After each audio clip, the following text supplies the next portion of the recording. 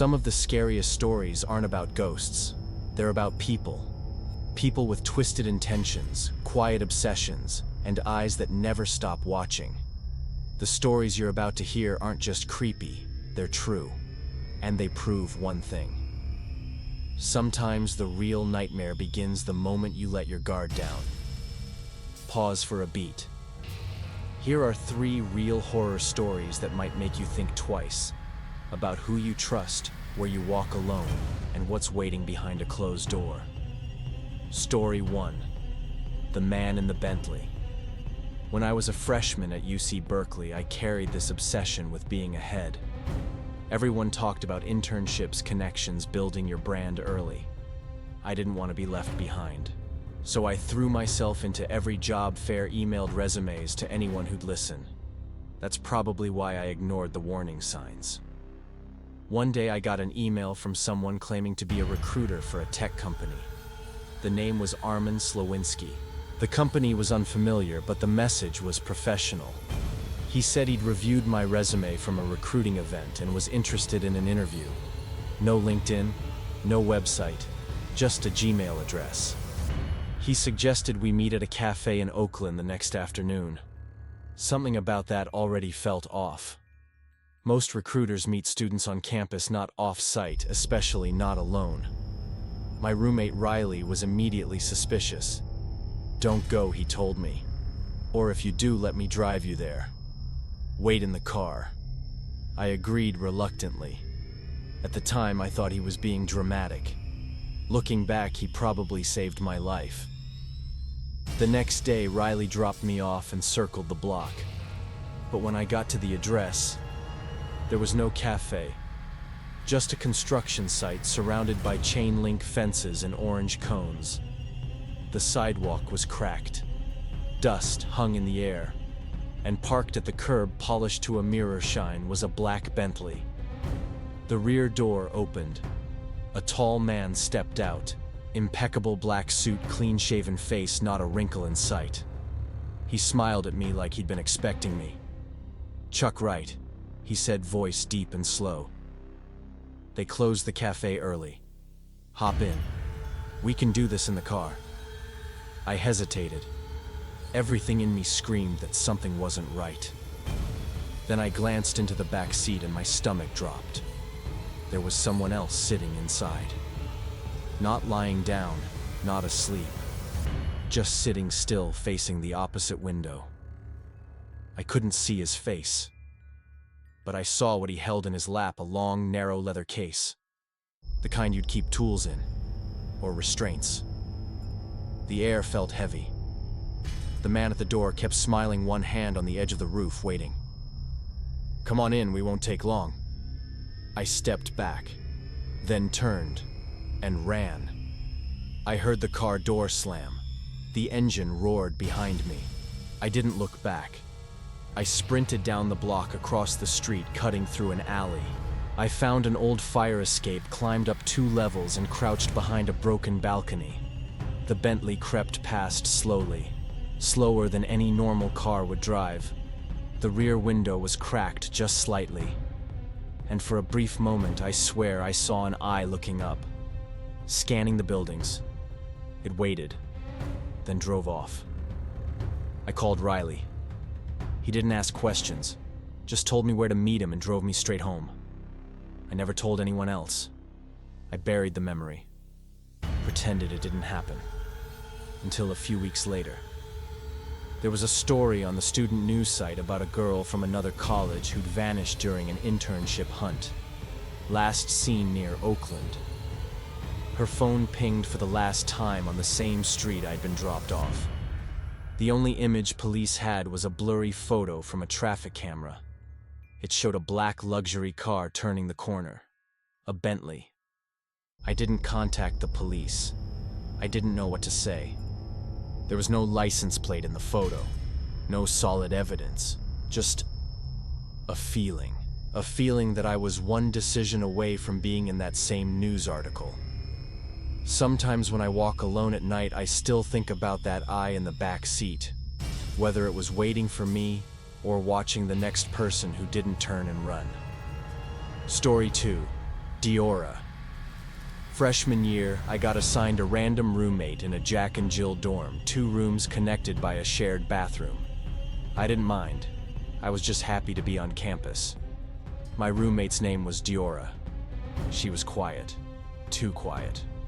Her voice barely rose above a whisper, and she never looked me in the eye. At first, I figured she was shy or overwhelmed. But the longer we lived together, the harder it was to ignore the weirdness. Every night she'd sit on the floor between the beds, knees pulled to her chest, whispering to herself in a language I couldn't recognize. Her back would rock gently against the wall, and sometimes I'd wake up to the sound of her knocking her head against it. Slowly, rhythmically. Once I opened my eyes at 3 a.m. to find her standing just a few feet away, staring at me while I slept. She didn't flinch, just smiled faintly and walked back to her bed. I tried requesting a room change, but the dorms were full. I was stuck. It got worse. Clothes went missing. A sock here, a t-shirt there. My toothbrush was wet before I even used it in the morning. I started sleeping with earbuds in just to feel safe. Then one night, Deora came back from class and tripped. A small wooden box tumbled from her bag and slid across the floor. She scrambled to grab it, but I got to it first. What was inside stopped me cold. A pair of socks I thought I'd lost. A photo of me, sleeping. My missing glasses broken in half. A lock of hair tied with dental floss.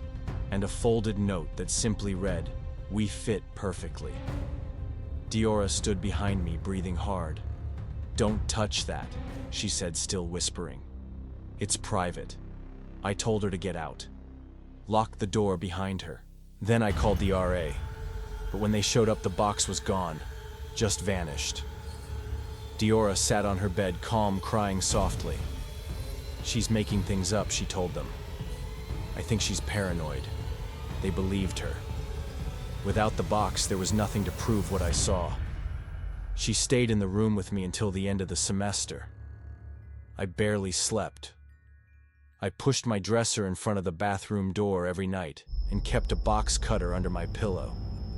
She never spoke to me again, but I caught her staring, often, smiling, humming softly while she watched me from her bed.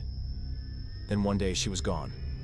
No warning, no boxes, no goodbye. I came back from class, and the room was empty. The only thing she left behind was a small figurine propped on my desk. It was a crude little doll made of cloth and string. It wore a miniature version of my hoodie, and stitched into the chest with red thread were the letters D and M. There was also a note folded neatly beside it. "Don't forget me. I never forgot you." I threw the doll away, but sometimes I swear I still hear her humming at night just outside my door. Story 3. The Basement Window. It was Halloween night my first year at a Big Ten university. The football team had just won, so campus was a mess of celebration costumes and noise. A friend invited me to a frat party off campus. I didn't want to go, but I caved. The party was chaos. Lights flashing, beer everywhere, people shouting over music. I stayed about an hour before the cops showed up. Everyone scattered. I got separated from my group and realized I'd left my phone at the dorm. No wallet, no keys. Just me alone in costume, drunk in the cold. I started walking. Most of the streets were empty, just wind and the crunch of leaves. I didn't recognize the neighborhood. Then I spotted a building with its front door cracked open. A small red exit sign flickered above it. It looked like a student center or classroom building. Warm, dry, safe. So I stepped inside. It was darker than it should have been, and quiet. Too quiet. I figured I could wait there until someone came to pick me up. But as I walked through the hallway, something felt off. The walls were yellowed and peeling. The tile beneath my feet was cracked. Fluorescent lights overhead buzzed, then flickered out. I turned around. The front door was closed. I tried it. Locked. That's when I heard it. A whisper. My name. It came from deeper down the hallway. I froze, then backed away, heart hammering. Another whisper. Closer now. And then a scraping noise, like metal dragging along the floor. I bolted down the nearest stairwell. The basement. It was worse down there, pipes creaking, steam rising from vents, and something that looked like an old padded cell half ripped apart. On the wall, someone had scrawled in black charcoal, "One more makes it whole." I turned to run and saw movement behind the foggy glass window of a door. Someone tall, wearing all black, their hands slowly raised, and they pointed straight at me. I found another door, busted the lock, and escaped through a narrow basement window, cut my arms crawling through broken glass. But I didn't stop until I was 3 blocks away. The next day I asked around. Turned out that building had been condemned for years. No power, no access, and no security. No one should have been inside. And yet, someone was. And whoever or whatever it was knew my name. These stories aren't just chilling because they happened. They're chilling because they could happen again. A fake recruiter, a quiet roommate, a building that should have been empty. Each of them seemed harmless, until they weren't. So next time something feels off, trust that feeling. Because not every horror story ends in survival. Thanks for watching. Sleep well tonight, if you can.